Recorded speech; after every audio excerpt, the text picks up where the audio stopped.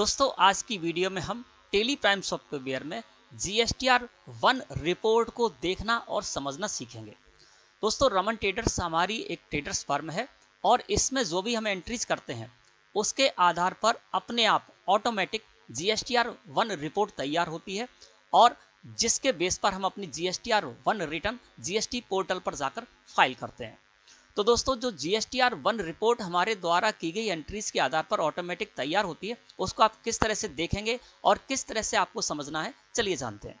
इसके लिए दोस्तों गेटवे ऑफ टेली मुख्य मेन्यू है, यहाँ से GSTR 1 रिपोर्ट देखने के लिए मैं डिस्प्ले मोर रिपोर्ट्स को सिलेक्ट करके एंटर प्रेस करूंगा, फिर GST रिपोर्ट्स को सिलेक्ट करके एंटर प्रेस करूंगा। दोस्तों मैं GST रिपोर्ट में आ जाऊंगा और यहाँ से GSTR 1 को सिलेक्ट करके मैंने एंटर प्रेस कर दिया। दोस्तों हम आ गए GSTR 1 रिपोर्ट में। अब यहाँ पर वो पीरियड कर देना है जिस पीरियड की आप GSTR 1 रिपोर्ट देखना चाहते हैं। मैं यहाँ पर कर देता हूँ 1 दिसंबर 2023 से लेकर और 31 दिसंबर 2023।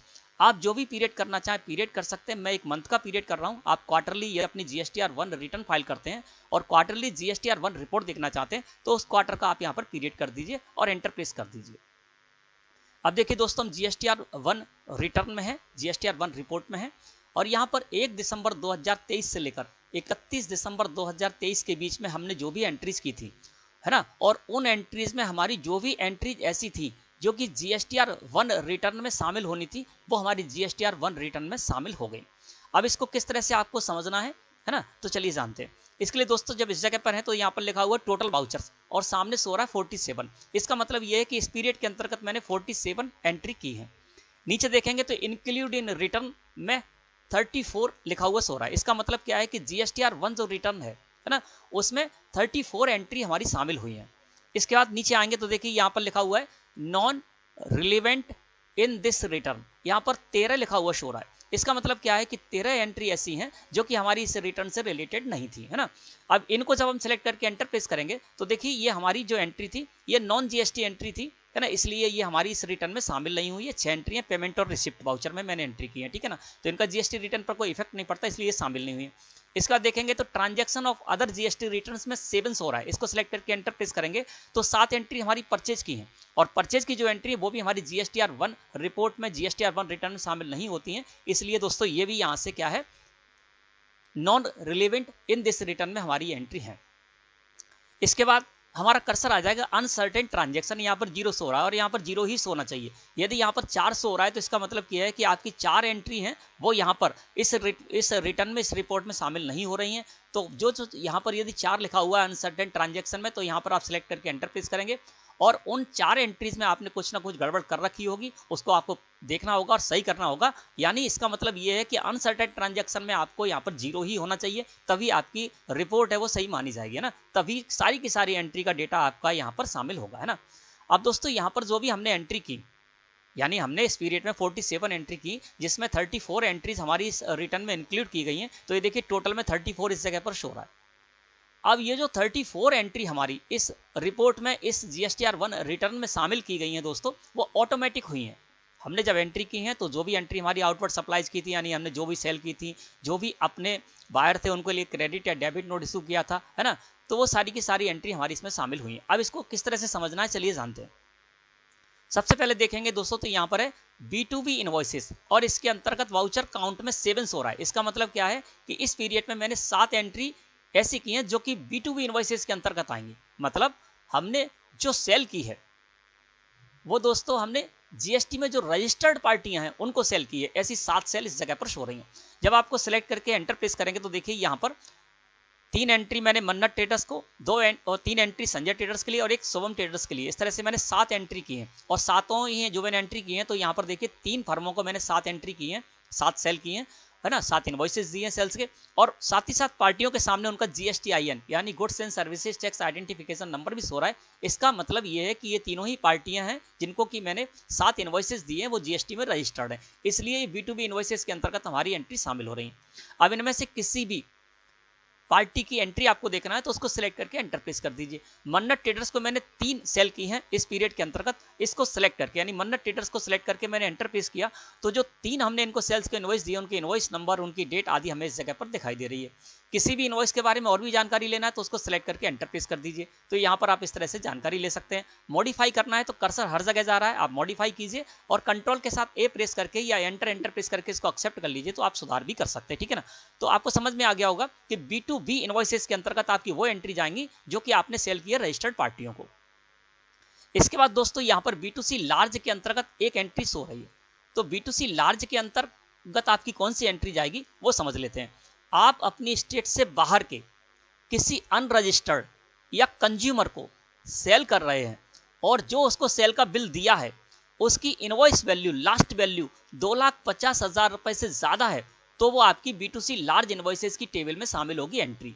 जैसे कि B2C लार्ज इनवॉइसेस के अंतर्गत एक एंट्री शामिल हो रही है ये, इसको जब हम सेलेक्ट करके एंटर प्रेस करेंगे तो देखिए मोहित ट्रेडर्स ये हैं जिनको कि हम सेल करने जा रहे हैं और इनकी जो स्टेट है वो उत्तर प्रदेश, हमारी जो फर्म मध्य प्रदेश में स्थित है, ये हमारी स्टेट से बाहर के हैं, है ना। तो पहली बात क्या होगी, ये तो अनरजिस्टर्ड है। दूसरा, ये हमारी स्टेट से बाहर के हैं, तो देखिए अनरजिस्टर्ड भी है, ये हमारी स्टेट से बाहर के भी हैं और इसके साथ ही साथ दोस्तों इस जगह पर आ जाते हैं तो हमारी स्टेट से बाहर के, है ना। तो अनरजिस्टर्ड है, हमारी स्टेट से बाहर के भी हैं और इनको जो मैं इनवॉइस देने जा रहा हूँ एक, उसकी वैल्यू 2,50,000 रुपए से ज्यादा है, इसलिए ये जो एंट्री है हमारी B2C लार्ज इनवॉइसेस के अंतर्गत शो रही है। अब B2C स्मॉल इनवॉइसेस के अंतर्गत 21 एंट्रीज हमारी शामिल हो रही हैं। अब ये कौन सी एंट्री होंगी कि हमने अनरजिस्टर्ड या कंज्यूमर को जो भी इनवॉइस दिए हैं वो सारे के सारे मुझे इस B2C स्मॉल इनवॉइसेस के अंतर्गत शो रहे हैं, केवल एक इनवॉइस छोड़कर, एक कंडीशन को छोड़कर जो कि B2C लार्ज में चलेगी। उसके अलावा हम कोई भी B2C जो सेल करेंगे यानी अनरजिस्टर्ड या कंज्यूमर को जो भी सेल करेंगे वो सारी की सारी सेल आएगी हमारी दोस्तों B2C स्मॉल इनवॉइसेस के अंतर्गत। इसका नीचे देखेंगे तो क्रेडिट डेबिट नोट रजिस्टर्ड। अब आपने जो भी B2B सप्लाई की, इस महीने की हो, इस पीरियड में की हो या इससे प्रीवियस किसी पीरियड में की हो, है ना, तो जो आपने रजिस्टर्ड पार्टियों को सेल की उस सेल्स के अगेंस्ट आप उनको कोई भी क्रेडिट नोट या डेबिट नोट इशू करते हैं, यानी आप अपने ऐसे बायर के लिए जो कि GST में रजिस्टर्ड है और उनके लिए कोई भी क्रेडिट या डेबिट नोट इशू करते हैं, तो वो दोस्तों आपकी credit debit note registered 9B वाली टेबल में जाएगी। दो यहाँ पर वाउचर एंट्रीज हो रही हैं, इसको सिलेक्ट करके एंटर प्रेस करेंगे तो देखिए संजय ट्रेडर्स और मन्नत ट्रेडर्स को मैंने एक एक क्रेडिट नोट इशू किया है ना, और ये दोनों ही GST में रजिस्टर्ड हैं, तो इसलिए इस टेबल में हमारी ये जानकारी जा रही थी। देखिए मैंने इनके लिए यहाँ पर सेल्स रिटर्न की है, एंट्री की है क्रेडिट नोट वाउचर में ना। तो रजिस्टर्ड पार्टियों को जब आप क्रेडिट नोट या डेबिट नोट इशू करेंगे तो वो आपके credit debit note registered 9B की टेबल में शामिल होंगे। इसके बाद नीचे क्रेडिट डेबिट नोट अनरजिस्टर्ड, इसमें एक एंट्री हो रही है। तो आप ध्यान रखना दोस्तों, यहाँ अनरजिस्टर्ड जरूर लिखा हुआ है लेकिन ये टेबल किसके लिए समझते हैं। जब आपने B2C लार्ज इनवॉइसेस दिया है किसी को, है ना, आपने अपनी स्टेट से बाहर के किसी अनरजिस्टर्ड या कंज्यूमर को जो सेल की है, बिल दिया है, उस इनवॉइस की वैल्यू 2,50,000 रुपए से ज्यादा है, तो वो एंट्री आपकी इसमें जाएगी। और इसी के लिए जब आप कोई क्रेडिट या डेबिट नोट इशू करेंगे तो वो आपकी credit debit note unregistered 9B की टेबल में जाएगा। जैसे कि देखिए यहाँ पर B2C लार्ज में देखें तो मोहित ट्रेडर्स को हमने सेल की थी, है ना, तो ये B2C लार्ज इनवॉइसेस के अंतर्गत आई थी और इन्हीं के लिए मैंने यहाँ पर क्रेडिट डेबिट नोट इशू किया है, तो वो इस टेबल में चला गया, है ना। इसके अलावा दोस्तों जो आपने B2C स्मॉल इनवॉइसेस के अंतर्गत जो भी आपकी एंट्री आ रही है उनके लिए यदि आप कोई क्रेडिट नोट या डेबिट नोट इशू करते हैं तो वो इसी में एडजस्ट हो जाएगा। जैसे कि इसको सिलेक्ट करके मैंने एंटर प्रेस किया, है ना, देखिए 18% का खोल लेते हैं गुड्स। यहाँ पर देखिए ये जो मैंने क्रेडिट नोट इशू किया है रजत किराना स्टोर के लिए, है ना, तो इनकी क्या है कि ये जो रजत किराना स्टोर को हम ये क्रेडिट नोट इशू करने जा रहे हैं इसका अमाउंट 6,608 रुपए है ना। तो इस तरह से क्या है कि दोस्तों जो भी आपकी B2C स्मॉल इनवॉइसेस के अंतर्गत इनवॉइस होंगे उनके लिए जब भी आप कोई क्रेडिट या डेबिट नोट इशू करते हैं तो वो इसी टेबल के अंतर्गत एडजस्ट हो जाएंगे और उसके बाद जो आपकी जानकारी बचेगी, अमाउंट बचेगा, वो जानकारी आपकी इस टेबल के अंतर्गत जाएगी, है ना। इसके बाद यहाँ देखेंगे तो नील रेटेड इनवॉइसेस, इसके अंतर्गत दो वाउचर एंट्री हमारी शो रही है।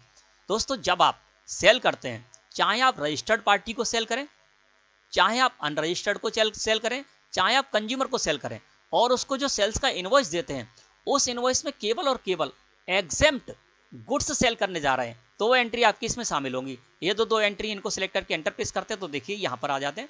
अब ये जो देखिए मैंने एंट्री की है संजय ट्रेडर्स के लिए। अब संजय ट्रेडर्स देखिए जीएसटी में रजिस्टर्ड है, यानी रेगुलर रजिस्टर्ड है। और इनके लिए मैं जो सेल कर रहा हूँ, जो मैंने इनको इनवॉइस दिया है, उसमें दोस्तों मैंने एग्जेम्प्ट प्रोडक्ट सेल किया है, यहाँ पर कोई टैक्स कैलकुलेट नहीं किया है। तो ये एंट्री भी कहाँ चलेगी दोस्तों, हमारी नील रेटेड इनवॉइस ये वाली टेबल में चली गई है ना। दूसरा देखिए यहाँ पर अनरजिस्टर्ड को भी मैंने देखिए ये सेल किया, अनरजिस्टर्ड राइस कराना स्टोर है, ये यूआरडी है, अनरजिस्टर्ड है, अनरजिस्टर्ड मैंने इनका लेजर क्रिएट किया है। और इनको भी जब मैं ऐसी सेल करने जा रहा हूँ जो कि एग्जेम्प्ट है और इस पर मैंने कोई जीएसटी टैक्स कैलकुलेट नहीं किया है, तो ये सारी की सारी जो हमारी एंट्री जाएंगी वो जाएंगी नील रेटेड इनवॉइसेस में। यानी आप रजिस्टर्ड हैं जो जीएसटी में उनको सेल कर रहे हैं, या आप अनरजिस्टर्ड है कंज्यूमर को सेल कर रहे हैं, जो सेल कर रहे हैं वो एग्जेम्प्ट प्रोडक्ट है, केवल और केवल उस इनवॉइस में आपने एग्जेम्प्ट प्रोडक्ट ही सेल किया है, तो वो जानकारी आपकी इस टेबल के अंतर्गत जाएगी nil rated invoice 8A 8B 8C 8D, है ना। इसके अलावा दोस्तों आप यहाँ पर कोई भी टेबल है उस टेबल के बारे में और जानकारी लेना चाहते हैं, उस टेबल को सिलेक्ट कीजिए, एंटर प्रेस कीजिए, तो उससे रिलेटेड आप एंटर प्रेस करते जाएंगे, है ना, तो उससे रिलेटेड आप पूरी जानकारी ले लेंगे, यहाँ तक आ जाएंगे और इसमें कहीं भी आप मॉडिफाई भी कर सकते हैं किसी भी एंट्री के लिए, ठीक है ना। अब नीचे देखेंगे दोस्तों तो यहाँ पर HSN SSC समरी 12 नंबर की टेबल होती है ना, तो वो भी यहाँ पर तैयार हो रही है। यानी आपको HSN कोड वाइज भी जानकारी देनी होती है GSTR 1 रिटर्न में, तो वो भी जानकारी भी यहाँ पर आ रही है। अगर आपने जो स्टॉक आइटम क्रिएट किए हैं, है ना, उन स्टॉक आइटम को सेल किया है, तो उन स्टॉक आइटम को क्रिएट करते समय आपने वहाँ पर HSN कोड भी सेट कर रखा है, तो HSN समरी भी यहाँ पर तैयार होती है ऑटोमेटिक। अब देखिए HSN SSC समरी को सिलेक्ट करके मैंने एंटर प्रेस किया, तो यहाँ पर आपको ये पता चल जाता है किस HSN कोड का आपने कितना सेल किया है, उसके बारे में सारे के सारे यहाँ पर कॉलम्स हैं, उनके अंतर्गत आपको जानकारी मिल जाती है ना। तो इस तरह से दोस्तों आपको GSTR 1 रिटर्न को समझना है, रिपोर्ट को समझना है। अब होता क्या है दोस्तों कि ये तो GSTR 1 रिपोर्ट तैयार हुई है टेली प्राइम सॉफ्टवेयर में, जो भी हमने एंट्रीज की थी उनके आधार पर। अब हमको GSTR 1 रिटर्न फाइल करने के लिए जाना होता है कहाँ पर, GST पोर्टल पर। तो यहाँ से हम क्या करते हैं दोस्तों, इसी जगह से एक जेसन फाइल जनरेट करते हैं, और उस जेसन फाइल को जनरेट करने के बाद सेकेंडों में जीएसटी पोर्टल पर अपलोड कर देते हैं। जैसे ही हम जेसन फाइल को जनरेट करके और जीएसटी पोर्टल पर अपलोड करते हैं, तो वहां पर भी आपको यही सारी टेबल मिलती हैं, और जिस टेबल से रिलेटेड आपकी जानकारी है वो उस टेबल में उसी फॉर्मेट में ऑटोमेटिक चली जाती है।